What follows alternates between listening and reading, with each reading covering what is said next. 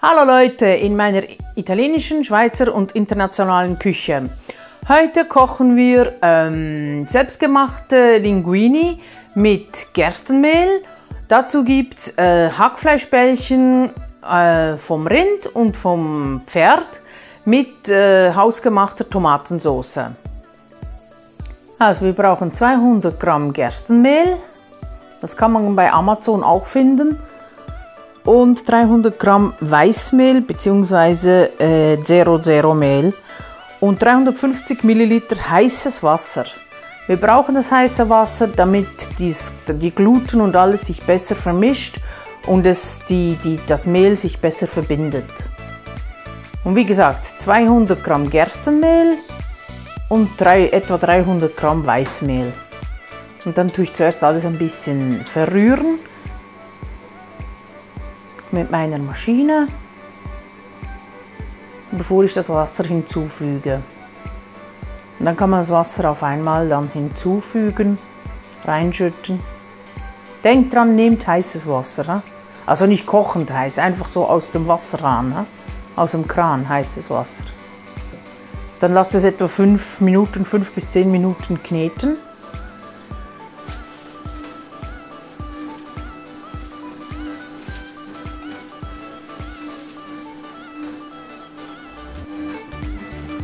Und ihr lässt so lange kneten, bis der Teig nicht mehr an den Seiten von der Schüssel klebt, ja?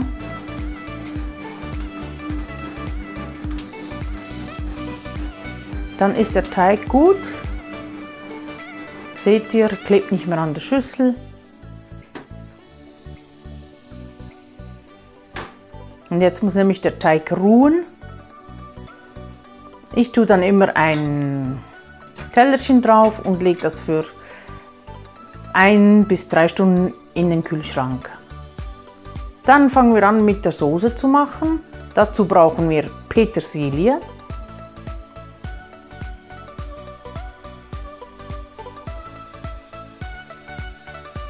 dann Chilis. Das wollte ich noch schnell zeigen, die schönen Chilis sind die Chilis vom Totò Costantini aus Neviano. Sind ganz hübsch geworden und schön scharf. Milch.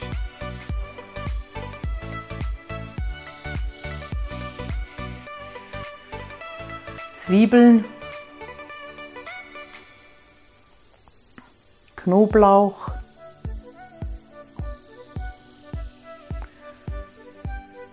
Tomatenmark. Paniermehl.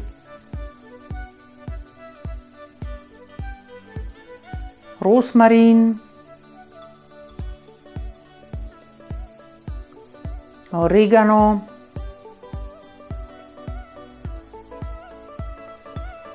Chilisalz, blende ich euch unten ein, welches Rezept es ist, das ist auch auf meinem Kanal, ein Ei,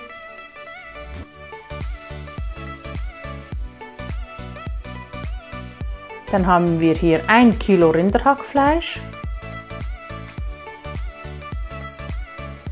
und ein halbes Kilo Pferdehack. Dann hat sich da der Pfeffer, schwarzer Pfeffer noch versteckt. Ihr könnt auch weißen nehmen, das ist egal. Kaisernatron und Tomatensauce auch hausgemacht. Da habe ich auch ein Rezept auf YouTube, auf meinem Kanal, und Olivenöl. So, und dann fangen wir zuerst an, das zuzubereiten fürs Rinderhackfleisch. 2 Zwiebeln werden da in der Maschine nachher fein gehackt, weil ich mag es ja, wenn es ganz fein wird, die Emulsion mit den Gewürzen und alles, weil das vermischt sich viel besser mit dem Fleisch. 2 Chilischoten tue ich rein. Und 2 Knoblauchzehen, 2 große. Dann etwa 5 Gramm Petersilie. ist übrigens Petersilie noch von meinem Balkon. He? Also der hat den Winter bis jetzt überlebt. Ein Ei.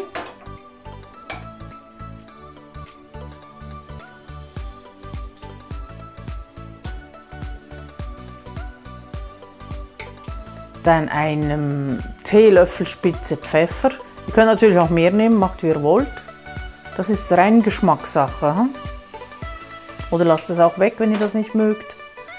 Dann einen vollen Teelöffel und noch einen guten halben Chilisalz.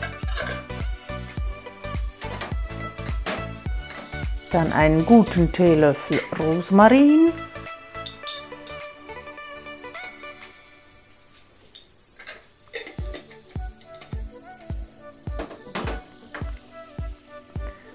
Und 2 gehäufte Teelöffel Oregano.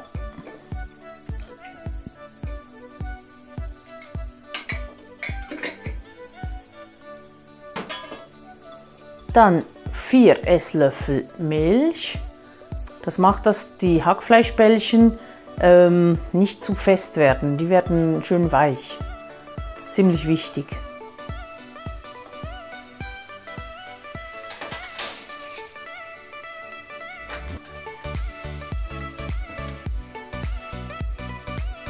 So, und dann können wir alles fein häckseln. Und das ist wieder Echtzeit mit meiner Maschine. Ich finde die Maschine ja immer noch toll. Die ist ratzfatz, häckselt die alles klein.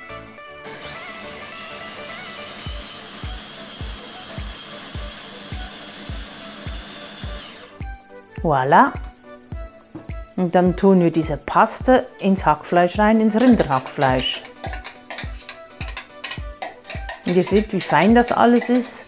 Und das wird sich nachher super gut vermischen mit dem Hack, mit dem Rinderhack.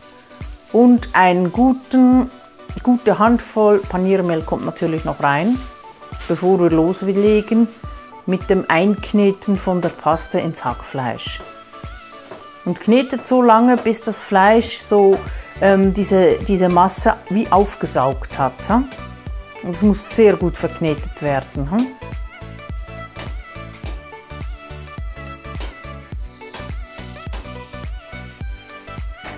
So, dann tun wir in die Bratpfanne Olivenöl und ich tue immer den Boden bedecken mit Olivenöl.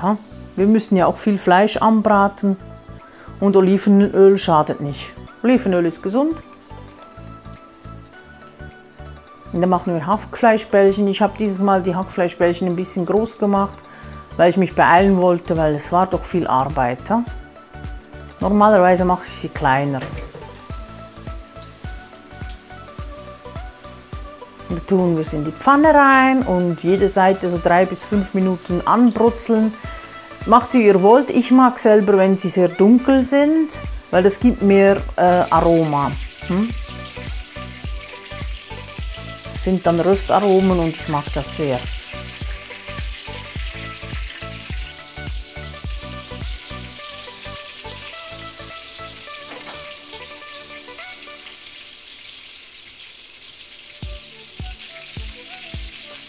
So, und wenn die schön braun sind, dann hole ich sie raus, weil das ist die erste Fuhre, und lege sie auf einen Teller, damit sie sich etwas entspannen. Und die ziehen ja noch durch, ja? Die sind dann nachher auch schon gar, bis innen drin. Seht ihr, sehen gut aus. Und jetzt fangen wir an mit dem Pferdehackfleisch. Dann tun wir eine Zwiebel für die Pampe in die Maschine. Was, ein Chili? Nein, einer reicht. Was ganz wichtig ist, Knoblauch. Pferdefleisch braucht Knoblauch. Also 3 Knoblauchzehen für das halbe Kilo Pferdehackfleisch. Dann 5 bis 10 Gramm Petersilie, eben von meinem Balkon. Das waren fast die letzten Petersilienstängel, die ich finden konnte. Dann eine Messerspitze Pfeffer, ungefähr.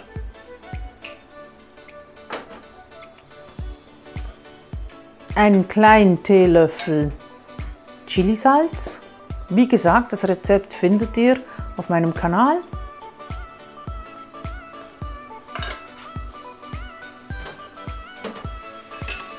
Dann einen kleinen Teelöffel Rosmarin.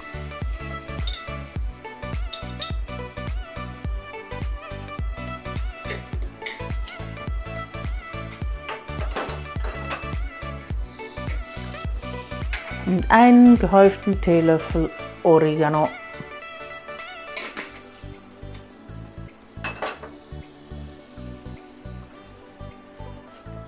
Und jetzt kommt der Trick, damit die Pferdehackfleischbällchen super werden, auch luftig und weich.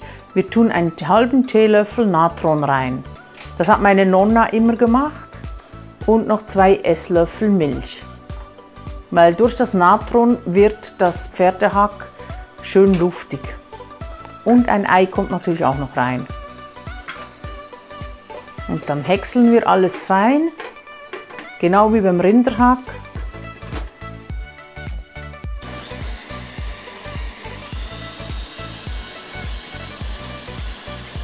Und auch das ist wieder Echtzeit, das geht rasend schnell. Und dann tun wir diese Pampe zum Pferdehackfleisch.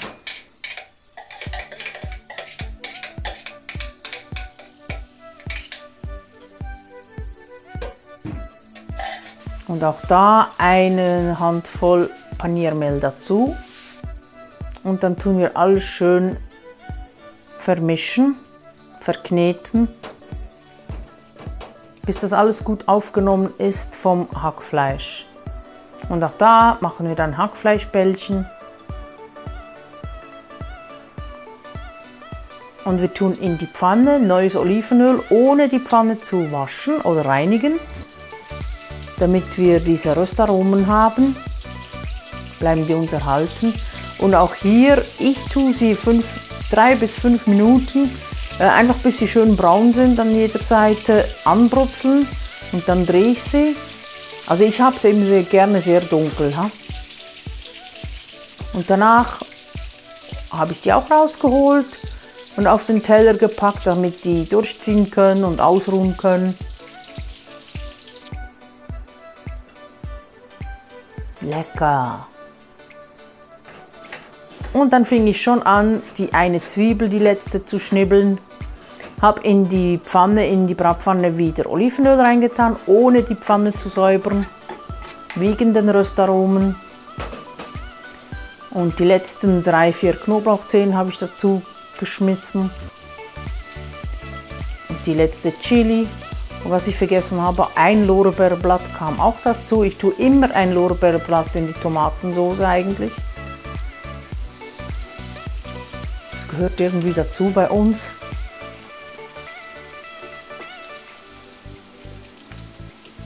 Und so, und wenn es ein bisschen angedünstet ist, kommt die Tomatensauce rein. Und die tue ich noch ein bisschen Wasser rein und ausspülen, damit restliche Tomatensauce auch verbraucht wird, nichts weggeschmissen wird. Dann 2 gehäufte Esslöffel Tomatenmark, weil selbstgemachte Tomatensauce ist nie so dunkelrot wie die gekaufte. Die hausgemachte Sauce ist nie so dunkelrot. Und ich mag es ja gerne intensiv, auch von der Farbe her. Und dann tue ich halt immer noch Tomatenmark dazu. So, und da habe ich auch noch einen Teelöffel Chilisalz dazu geschüttet. Aber nicht zu viel, weil am Schluss kann man dann alles nochmal abschmecken. Dann merkt man am besten, wie die Tomatensauce geworden ist. So, und dann habe ich die Hackfleischbällchen reingetan. Die Pferdehackfleischbällchen habe ich alle reingebracht, die Rinderhackfleischbällchen nicht. Und den Rest haben wir einfach dann so gegessen, genascht. Hackfleischbällchen genascht. So, und dann habe ich die alle schön in die Soße getaucht.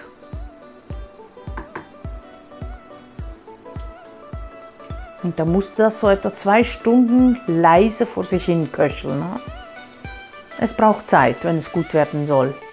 So, und in der Zwischenzeit war dann auch mein Teig gut. Da habe ich ein bisschen Weißmehl auf die Holzplatte gestreut.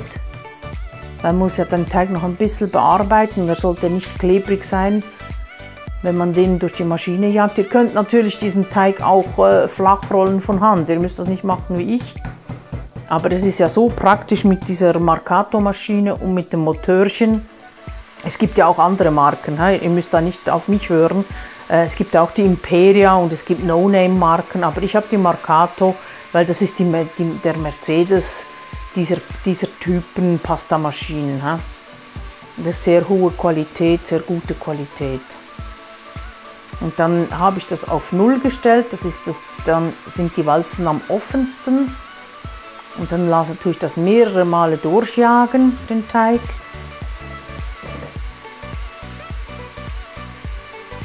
Das muss man einfach so machen. Dann habe ich auch die Seiten ein bisschen zusammengeklappt, weil ihr seht ja, das ist ein bisschen wie ausgefranst. Das sah nicht so schön aus. Dann noch einmal durch die Maschine. Walzengröße 0. Dann nochmals.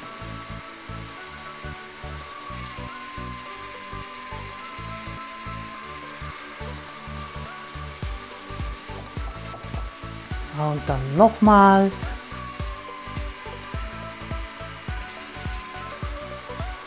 Und dann fing ich an, die Walzen enger zu machen. Das war Nummer 1. Immer wieder das Mehl drauf, damit das nicht kleben bleibt an den Walzen. Dann Nummer 2.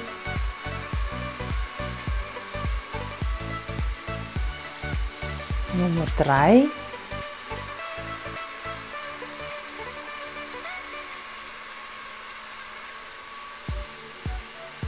Vier.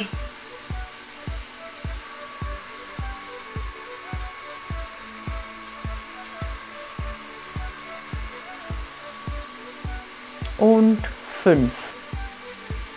Und bei 5 hat es dann gereicht. Dann fand ich den Teig dann dünn genug, um die Linguini zu machen.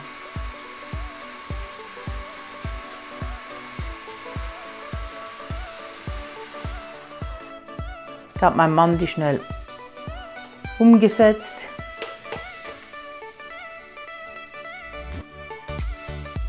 So, dann konnte ich die Linguini machen. Das ist ja keine Kunst, ha? Das geht ja alles wie von selbst, wie von Zauberhand.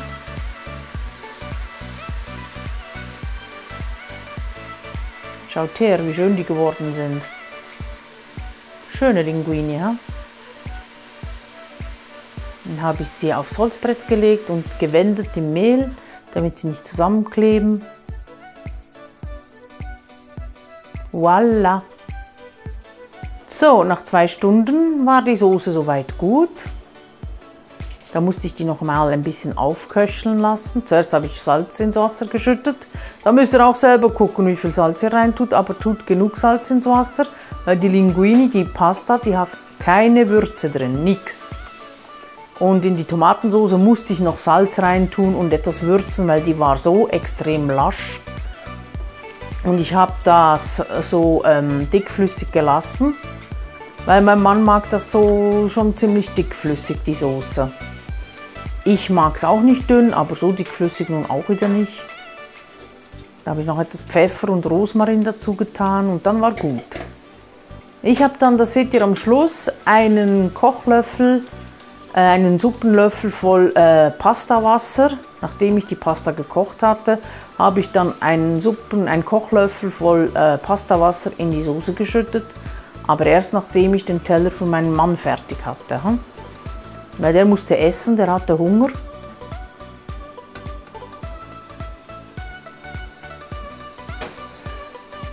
Und die Linguini, die sind ja sehr schnell gar, weil die sind ja frisch gemacht.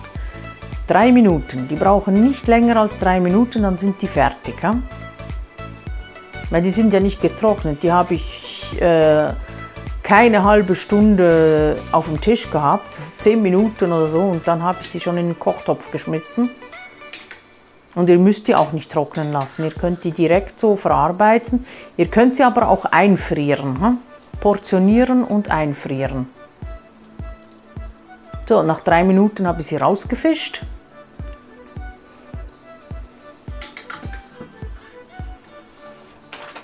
Dann noch ein bisschen Grana Padano drüber gestreut.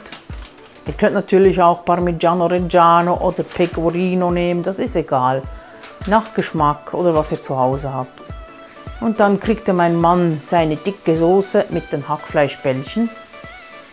Hackfleischbällchen vom Rind und vom Pferd.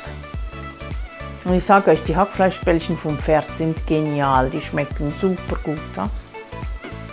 So, und jetzt habe ich noch diesen Suppenkelle voll Wasser dazu geschüttet, damit die Soße flüssiger wird.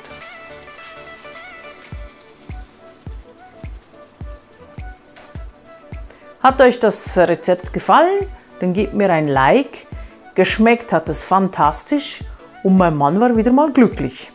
Tschüss zusammen, ciao, ciao.